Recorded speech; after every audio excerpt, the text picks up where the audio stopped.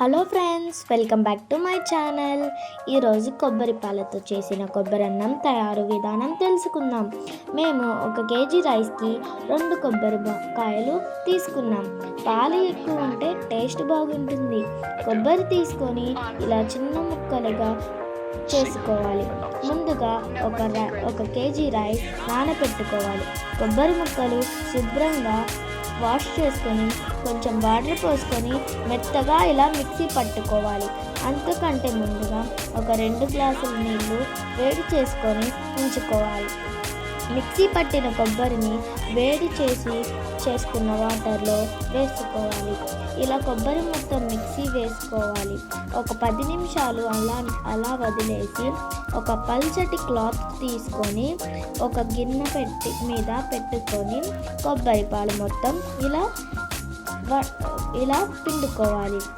నాకు 2 చెంబులన్నర పాలు వచ్చాయి. నేను ఈ చెంబుతో కొలతలు పెట్టుకున్నాను. చెంబుకి సోల బియ్యం అని అర్థం. ఇలా పాలు కొలతలు తీసుకొని నానబెట్టుకున్న బియ్యం ఈ పాలల్లో వేసుకున్నాం. కొంచెం పసుపు, చెక్క, లవంగాలు 2 కచ్చాపచ్చాగా నలగొట్టి దీనిలో వేసుకోవాలి. కొంచెం నెయ్యి వేసి గంటతో బాగా తిప్పుకొని గ్యాస్ మీద పెట్టుకొని మధ్యలో తిప్పుకోవాలి. కొత్తిమీర వేసుకొని రైస్ని ఉడికించినట్టు ఉడికించాలి. అంతే, అయిపోయినాక కొంచెం నెయ్యి వేసుకొని స్టవ్ ఆఫ్ చేయాలి. కొబ్బరి అన్నం ఇంకా చికెన్ కాంబినేషన్ సూపర్ ఉంటుంది ఫ్రెండ్స్.